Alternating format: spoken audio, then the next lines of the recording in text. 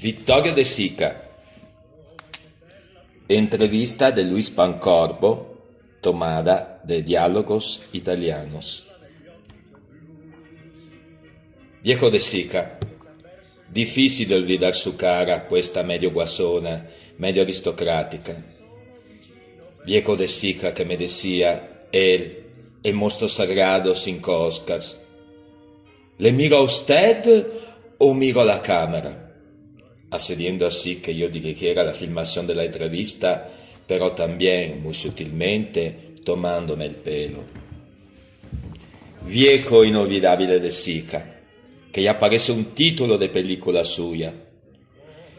Yo no sé qué vocación sentimental me va a salir, pero esta es ya una entrevista funeral, muy preñada de recuerdo. De los muchos personajes italianos que he entrevistado, ninguno más capaz de ser simpático que él. Porque Vittorio De Sica era muy atento. ¿Va bien así? ¿Me pongo un poco más de perfil? Prueba de voz. De acuerdo. 1, 2. ¿Qué quiere que diga? ¿Y por qué? De todos lo que he conocido, era él que más jugaba a hacer la entrevista. La dominaba toda, aunque yo oficialmente fuera el realizador, el periodista. Si no le importa, puedo mirar a la cámara y luego a usted cuando me haga las preguntas. De acuerdo, De Sica, de acuerdo. Y luego se ponía con la cara sesgada, esa vieja cara llena de malicia en cada pliegue. Y fumaba lentamente, con mucho placer, con ese placer que los que saben sacar el jugo a la vida, saca también de las cosas humildes y pequeñas. Bocanada tras bocanada. Yo no he visto a nadie fumar más sensualmente que a De Sica. Parecía que hacía el amor a la cigarreta. Yo no he visto a ningún personaje italiano que tuviera su voz caliente, pastosa, fragrante, como una lasaña al forno. Aún, a distancia de años, me resuenan nítidas palabras que pronunciaba De Sica de un modo irrepetible. Passioni, smarrimento. Vede, como De Sica ya se ha muerto, efectivamente el riesgo es que esta entrevista sea de corpore insepulto, pero debo dar ante todo la idea de la vitalidad que le circundaba cuando le conocí. Por ejemplo, cómo era su casa, porque De Sica habitaba su casa no como otras personas que parecen ellas mismas alfombras o lámparas inertes. De Sica tenía la virtud de iluminar una habitación cuando entraba, de darle un toque cálido. Humano era. No es fácil ser humano. No basta tener 2 pies, 2 manos, 2 aurículas, certificado de bautismo, llamarse García. El hombre tenía mucho ahora a ser inhumano. Se tiende mucho a forrar los sentimientos con una buena capa de billetes de banco. Todos administran también sus dineros y sus vidas, que va a llegar un día en que nadie defecará por miedo de perder un tesoro. A De Sica ya se le veía que a él el dinero le resbalaba. Era uno con le mani bucate, las manos agujereadas, como se dice expresivamente en italiano. Uno a quien el dinero se le escapa, como la ceniza del cigarrillo. Me chocó que viviera donde vivía, en el número 10 de la vía di Portaventina, en una casa bastante normal, si bien espaciosa, pero con un ruido de tráfico tremendo. Antes era la calle más tranquila de Roma, ahora ya ve, y lo decía con ese dejo que permitía que el interlocutor llenara y completara sus puntos suspensivos con decenas de frases. Por ejemplo, que antaño era una buena casa, pero ya no lo es, porque no me puedo permitir otra, etc. Nadie, como De Sica, sabía decir tanto en los 3 puntos negros de los puntos suspensivos. Decía una frase no la terminaba y luego hacía la cadencia exacta de los 3 puntos. Y entonces había todo un mundo en esos 3 puntos. De Sica jugaba, y jugaba fuerte, de una forma también sensual, carnal. No juego para ganar, juego para jugar. El que no es jugador no puede saber esto. Alberto Sordi decía que De Sica era capaz de estar 24 horas seguidas jugando al chemin de fer. De Sica dilapidaba fortuna en los verdepaños de la ruleta, del baccarat, y luego se tenía que prostituir y hacer películas infames, indecentes por dinero. Pero aún hasta la más horrenda con la participación especial De Sica, autor, infundía una cierta nobleza. Gracias a ese difícil equilibrio entre tragedia y comedia, entre juego y drama que ponía en todos sus personajes. Comencini lo ha visto bien. El De Sica de sus películas Umberto D. Ladrone di bicicletas è despiadato, cruel, però de una forma ironica y casi afectuosa. Pero De Sica, bajo la máscara de gran transigente, de gran viveur y gran charmeur, sabía ser muy duro. No sé si se acordará alguien de esa escena del ladrone de bicicletas, en la que el niño llora porque a sus padres le han descubierto robando una bici, y la gente le insulta y le llama ladrón. Al pequeño actor Staiola no había forma ni a tiros de hacerle llorar. Entonces De Sica, de acuerdo con el cameraman, le llenó el bolsillo de colillas y le dijo: «¿Pero qué tienes allí en ese bulto? Déjame ver, eres un chicarolo», un colillero. El niño no pudo soportar aquella grave enfrenta para un romano y se deshizo en un llanto que es uno de los momentos más tensos y culminantes de la película. De Sica era también un hombre de curiosas fidelidades, al menos eso parecía con su estampa de viejo perro lobo. Fidelidad al juego y a pesar de muchas aventuras suyas a su mujer. María Mercader es una catalana de buena familia, como se suele decir, que conoció a De Sica en Roma en los años 30, cuando rodaba juntos un Garibaldino en el convento. Desde entonces estuvieron juntos, pero no se pudieron casar hasta 1966, porque De Sica ya estaba casado. Y para poder casarse tuvieron que adquirir la nacionalidad francesa, porque De Sica acabó siendo francés de pasaporte, como Ponti o Lalore. Para burlar las leyes sobre el matrimonio o los impuestos, se cambiaron la nacionalidad, aunque todos ellos sean italianos, empedernidos, es más precisamente por serlo. Cuando fui a casa de Sica eran las 9 de la mañana y María Mercader, que abrió la puerta, estaba en bata y muy atareada con las cosas de la casa. Nos dejó en mano de las 2 criadas de casa. La más vieja era una señora vasca de ojos verdes y anchas caderas, un poco cotilla, que decía que ella se iba a España, que ya estaba bien de Roma, y no se sabía bien qué lengua hablaba, una mezcla de vasco, castellano e italiano. Al preguntarle yo de qué parte de Vascongadas era, enseguida me propuso cantarme el himno de San Ignacio, lo que no dejaba de tener su gracia en casa de Vittorio De Sica. La otra criada se llamaba Fatma, y era una etíope alta, delgada, con piernas como 2 palillos. Nunca he visto piernas tan flacas. Y para rematar lo variado de las comparsas, no faltaba en la calle un bulldog, un poco baboso y jadeante, al que había que tirar constantemente pelotas de goma maciza, que él agarraba fuertemente con las mandíbulas, depositaba al pie del forastero y combinaba a que repitiera la jugada.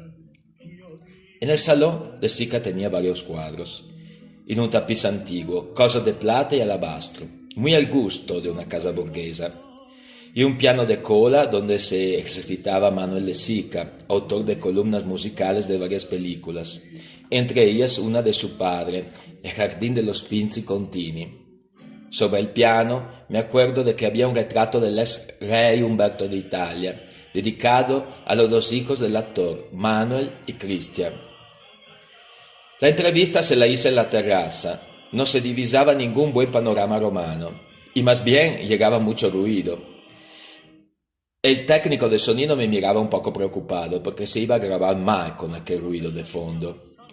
En la terraza de casa de Sica había un par de mesas con sombrillas, un par de ánforas romanas llenas de incrustaciones y un friso con bajorrelieves, probablemente romano auténtico. Era una de esas mañanas frescas del otoño romano y de Sica hizo una irrupción en la terraza del gran actor. ¡Ah! ¡Ya han venido! Y avanzaba lento y majestuoso, como un viejo galeón real, con la mano extendida. Vestía un blazer, camisa azul y corbata azul con rayas rojas, y fumaba un cigarrillo, y luego empezaba otro sin tregua.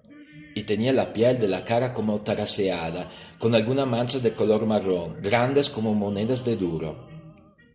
Una entrada magistral de un maestro de entradas, porque Vittorio De Sica, desde que interpretó al señor Max en los años 30, se convirtió en el galán por la excelencia de Italia, cosa que mantuvo estupefacientemente durante más de 40 años. Porque los italianos le identificaban sobre todo con aquel De Sica flaco, con aire de conquistador, más maligno y más racial que Rodolfo Valentino. El De Sica que cantaba Parlami d'amore Mariù en la película que antes he dicho. Y cuando De Sica entraba en un local, en una sala de fiesta, la orquesta al verle lo primero que hacía era tocar en su honor Parlami d'amore Mariù, símbolo de una época de las películas de teléfonos blancos a la italiana.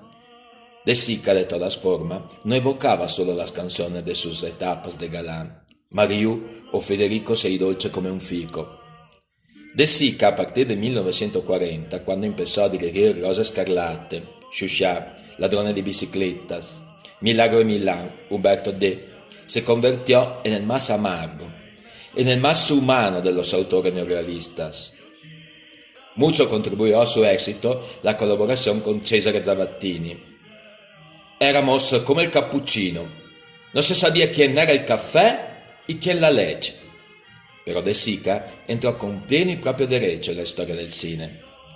Por su humanidad, por su forma arañante de enseñar la Italia prostrada que acababa de salir de la guerra y del fascismo. Y también, y mucho, por lo que decía Cesare Pavese.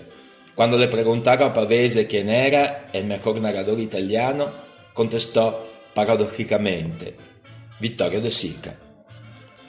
Así que el hombre que tengo delante es el autor de Umberto D. Y se entiende si uno está azarado diciéndole al cámara cómo tiene que rodar la entrevista. Pero De Sica, de toda la facilidad del mundo, soporta con paciencia las interrupciones, los cambios de chasis, las preguntas que él va a torear con un arte viejo, un poco cansado. Como un torero que acude al rito ya sin mucha fe, con mucha resignación, como diciendo, la cosa que hay que hacer en la vida. De Sica le acaba de andar a estar el quinto Oscar por El jardín de los Finzi Contini. Es una película que choca mucho ante todas las que ha rodado últimamente y que tanto ha hecho anhelar su primera época. ¿Se trata entonces de una vuelta más cerebral, más elaborada a la fuerza de su época neorealista? ¿Empezamos ya? Sì, dunque, ¿por qué no he hecho un nuevo ladri di biciclette, un miracolo a Milano? Me pregunta. ¿Por qué ha habido un periodo de extravío, llamémoslo así, un extravío en el mundo debido al hecho de que después del periodo postbélico las pasiones han cambiado? Después del periodo bélico, en plena posguerra, las pasiones humanas eran tales que nos sugería algunos films determinados como El ladri di biciclette, etc. Pero aquel periodo, como yo creo que he interpretado un poco en mis películas, sucedió otro diverso. El periodo de la angustia, de la maldad, del odio, nuestra época.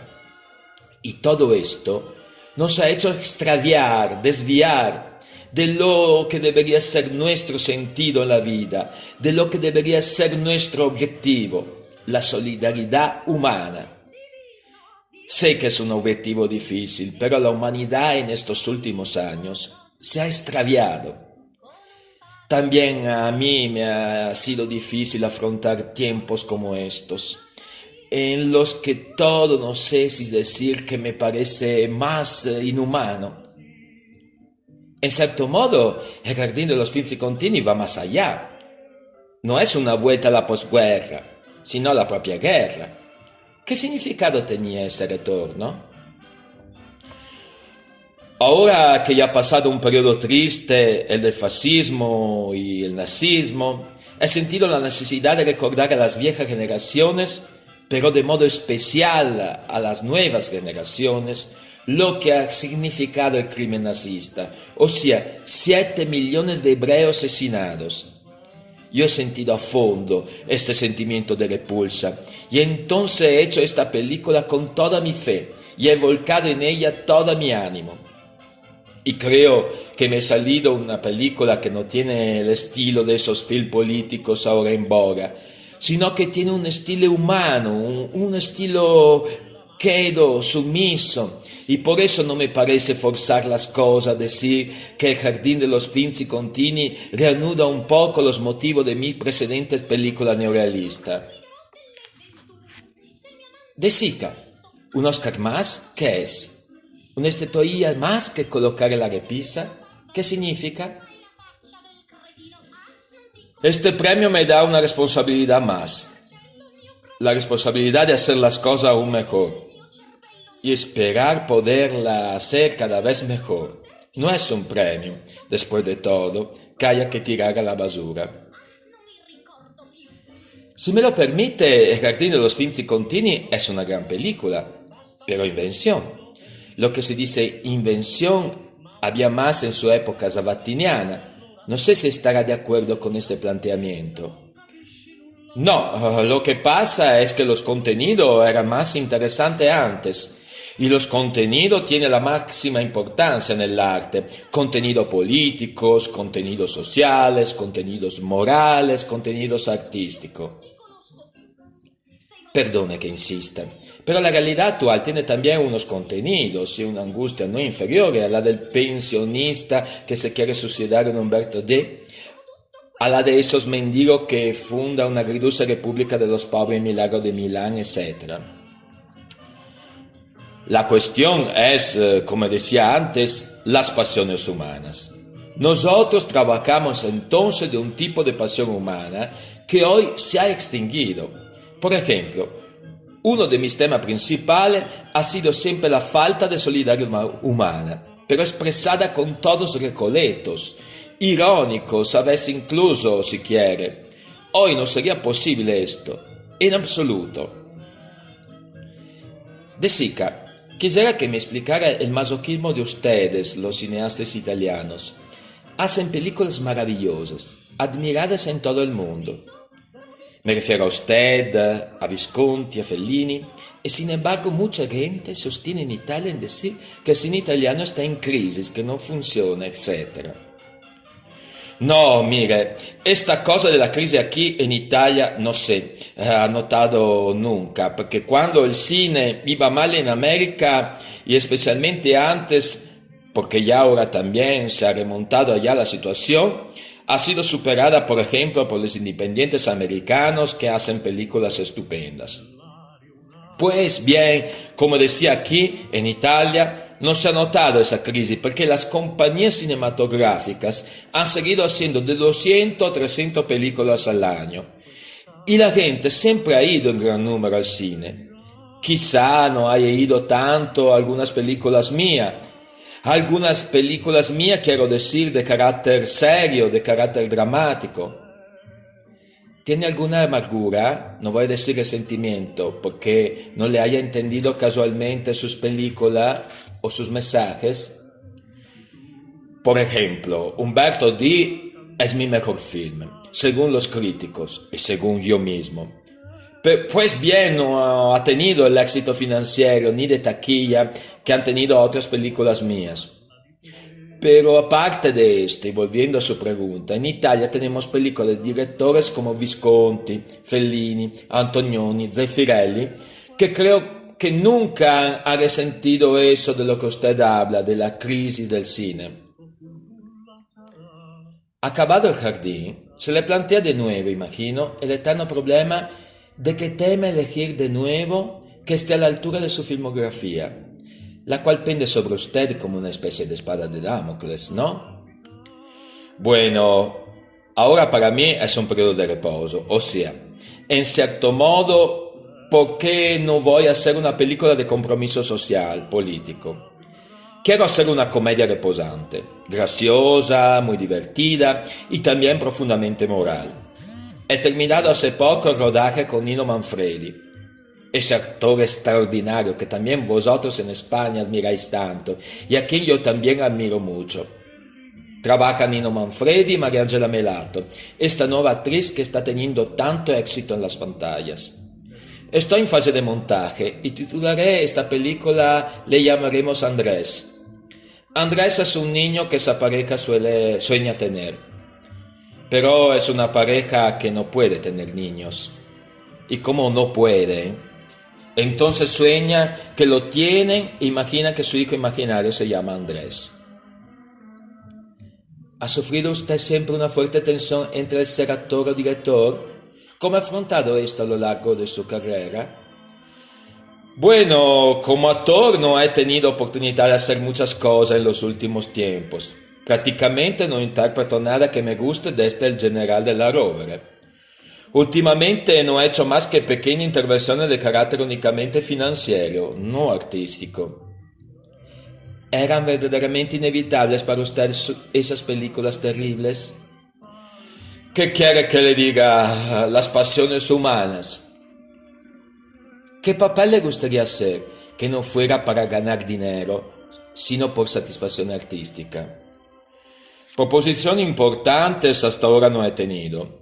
Sueño siempre en otro papel como el del general de la Rovere o del jugador de cartas con el niño del oro de Nápoles, que por cierto pierde a la baraca como un niño de 10 años. Sí, pierde. Parece un destino el mío. Y también es curioso que quizá entre las cosas que me han propuesto hacer figure una, bastante interesante, de tema napolitano. Sería hacer el papel de un abogado napolitano que se llama De Gregorio. Sería una película de un director joven y si tengo tiempo, porque como director tengo muchas cosas que hacer, lo interpretaré. ¿Quién es ese director que le dirigiría, que le haría volver a sus antiguas tradiciones y papeles? Es un nuevo director que nosotros hemos ayudado y también financiado. Un joven que ahora tiene mucho éxito y que se llama Pasquale Squitieri. Es un joven al que hemos apoyado desde su primera película. Mi hijo Manuel le ha hecho varias músicas para bandas sonoras. Algo que se sabe poco de usted es que como actor no es solo el clásico exuberante napolitano, etc., sino que tuvo ocasión de formarse en la escuela rusa. Sí, yo logré, mejor dicho, meterme en la compañía de la Tatiana Pavlova.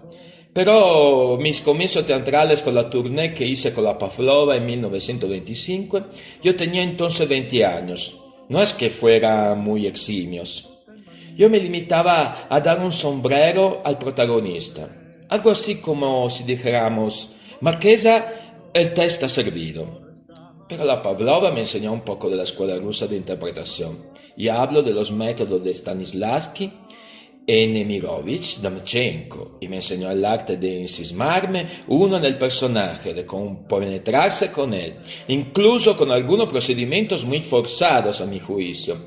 Por ejemplo, con una especie de interrogatorio en el que le pregunta al actor quién es tu madre, tu padre, tu tío, mezclando un poco los personajes de ficción y los reales. Pero en aquella época, ya le digo que yo estaba debutando en mi carrera artística y mis papeles eran bastante modestos. Y también mis finanzas. Me acuerdo que una vez me desmayé en escena por la debilidad. Yo interpretaba el papel de Gastón en La Dama de las Camellas, y la Pavlova, gran actriz como era, no se inmutó, dijo: este Gastón ya se ha emborrachado como siempre, y me sacaron del escenario. ¿Sabe usted que en España es extraordinariamente popular? Usted representa un poco la imagen del carabinero italiano, del italiano medio, burlón, apuesto, de buen corazón. y todos esos estereotipos. No soy el que lo tiene que decir, pero en fin existen muchas afinidades entre España e Italia, nos baña el mismo mar.